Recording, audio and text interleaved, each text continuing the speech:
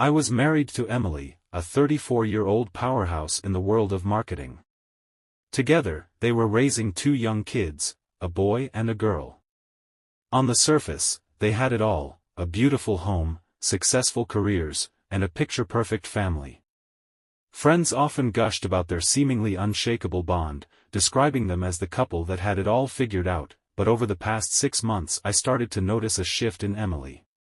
She seemed distant, her thoughts often elsewhere, and her phone seemed to have become an extension of her hand. She'd mention late-night work meetings, industry mixers, and the occasional girls' night out, things I initially trusted without a second thought. But there was something unsettling about the way she'd smile at her phone, the messages she'd keep to herself, and the uptick in her work commitments that couldn't be explained away. Despite his suspicions, I tried to reason with himself. His friends would say that marriage wasn't always smooth sailing, that the demands of work and parenting could naturally create moments of disconnection.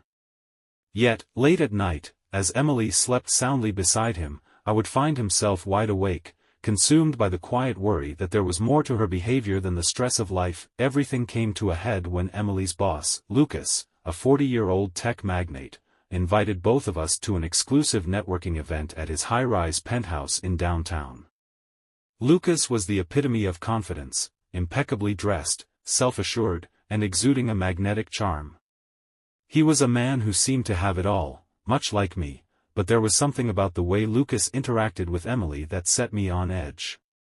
Lucas had a habit of letting his hand linger just a moment too long on Emily's shoulder during greetings or exchanging looks that I couldn't quite ignore. Still, I tried to dismiss my unease. What kind of man would invite a married couple to a party if he was involved with the wife? Me reasoned. Yet a quiet voice in the back of his mind told him not to let his guard down. On the night of the party, I and Emily arrived at Lucas's penthouse. Lucas's penthouse was nothing short of breathtaking, boasting expansive views of the skyline. The open space was filled with impeccably dressed professionals sipping champagne while a live jazz band played softly in the background. Emily looked absolutely stunning that evening. She wore a sleek black dress that hugged her figure perfectly, her makeup flawless and her smile lighting up the room. I felt a swell of pride to have her by his side, but that ever-present unease gnawed at the edges of his thoughts. As the evening unfolded, Emily moved gracefully through the crowd, effortlessly mingling with colleagues and acquaintances. Among them was Lucas, who was his usual charismatic self. I stayed watchful, keeping an eye on them from a respectful distance, but nothing seemed out of the ordinary. Emily laughed at Lucas's jokes, exchanged polite conversation, and moved on to chat with others. I told himself he was just being paranoid, but then, about an hour into the party, Emily leaned close to him and said she was stepping away to catch up with an old friend in a quieter part of the penthouse.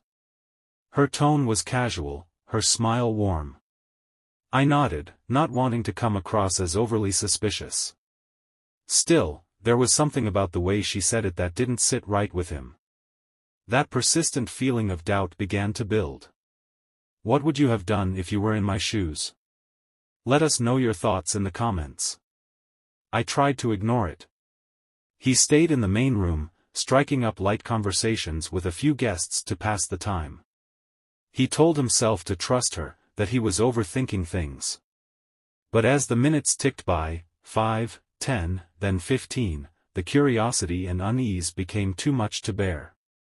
Politely excusing himself from a group discussion, I slipped out of the bustling living room, his heart thudding in his chest. The penthouse was sprawling, a maze of luxurious spaces each more impressive than the last. I walked through dimly lit hallways, passing elegantly furnished sitting areas and rooms designed to impress. He eventually found his way to a secluded garden terrace, tucked away from the lively party inside. The space was quiet, lit only by soft string lights casting a warm glow over the greenery, and there, in the shadowy corner of the terrace, he saw her. Here in the soft glow of the garden lights he froze as he overheard voices he immediately recognized, one as Luck, smooth, cocky and slightly tipsy. The other voice belonged to a man he didn't recognize, but what caught my attention was the conversation. "I don't know how she does it, man. Isabella can slip out of her husband's arms and into mine like it's nothing. Last weekend was insane. We met up at that hotel near the waterfront. I wouldn't believe what happened." My breath caught in my throat. Did I hear that correctly? I moved closer, careful not to make a sound, my heart pounding in my chest as I listened in disbelief. "Does her husband know anything? I mean, you're playing with fire here, man." The other voice said. "Nah," Luke replied confidently. "Ethan too busy with his business to even notice, and besides, Isabella knows how to keep secrets. She's smarter than most women I've been with." My hands trembled. My worst fears were being confirmed right before my ears. My wife, the woman I trusted above all others, was having an affair with her boss, and the way Luke spoke about her as if she were just another conquest in his string of affairs filled me with rage. But he wasn't the type to confront in the heat of the moment. I would be smart about this. I stayed hidden, listening for as long as possible. He learned that their affair had been going on for nearly 6 months, with secret hotel meetings, late-night phone calls and business trips that were really just excuses for their rendezvous. By the time I slipped away from the garden, I had heard enough. That night I returned home with Isabella, acting as if nothing had changed. I smiled, laughed and made small talk, all the while my mind was spinning with a plan. I wasn't going to confront right away. He needed evidence, cold hard proof, and so over the next few days I became a different man. I became strategic, careful and methodical in my approach.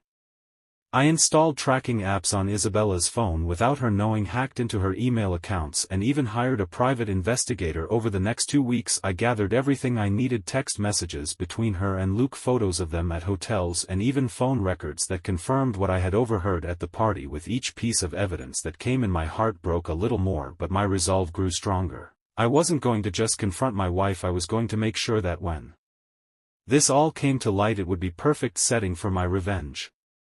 A month after the first party, Luke was throwing another event, and this time I knew it would be the perfect setting for his revenge. This party was bigger, with even more high-profile guests in attendance. That I arrived at the penthouse alongside Emily, playing the part of the devoted husband as always had. Emily, seemingly carefree, had no idea the storm that was about to break. The night carried on smoothly at first. I mingled with guests and Emily stayed close to Lucas, chatting in a way that didn't immediately raise suspicion for anyone but me. Midway through the evening, I excused himself from a small group conversation. With a disarming smile, he leaned toward Emily and mentioned he was going to make a toast.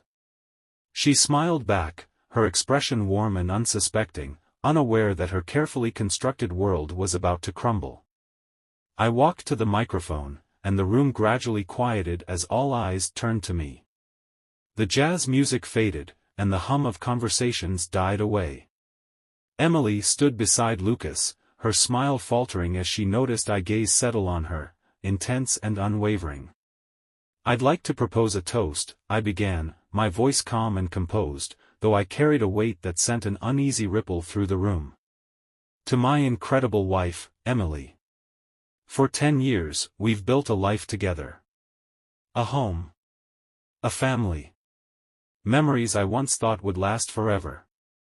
The crowd listened intently, sensing that this wasn't an ordinary toast. The air in the room thickened with tension. Emily's expression shifted, her unease growing. She shifted slightly, her hand brushing Lucas's arm as if seeking some kind of reassurance. "But sometimes," Ryan continued, his tone darkening just enough to send a chill through the crowd, "life has a way of surprising you. Sometimes, the people you trust most, the ones you love the most, turn out to have secrets." Emily's face paled instantly, her eyes widening as if she'd been struck. Her smile disappeared, replaced by a mixture of panic and dread.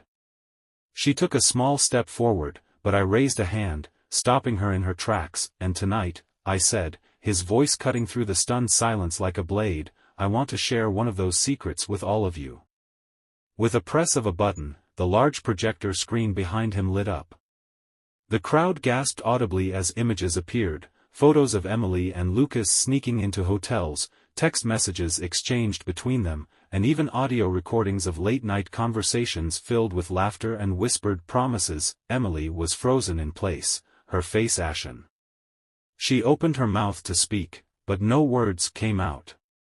Lucas, on the other hand, shifted nervously, scanning the room for a way out.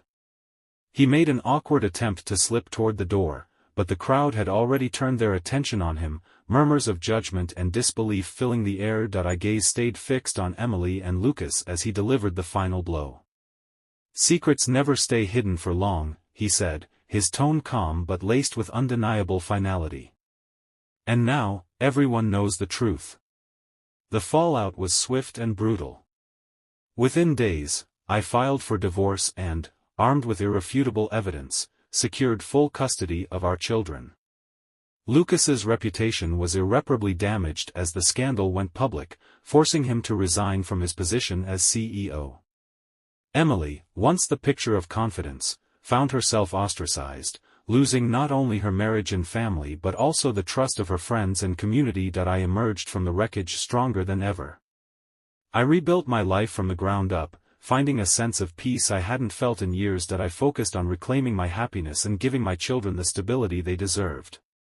In the end, the greatest revenge wasn't just exposing the betrayal, it was moving on and thriving beyond it. If you enjoyed this story, give it a thumbs up, share it with your friends, and let us know your thoughts in the comments below. What would you have done if you were in my shoes?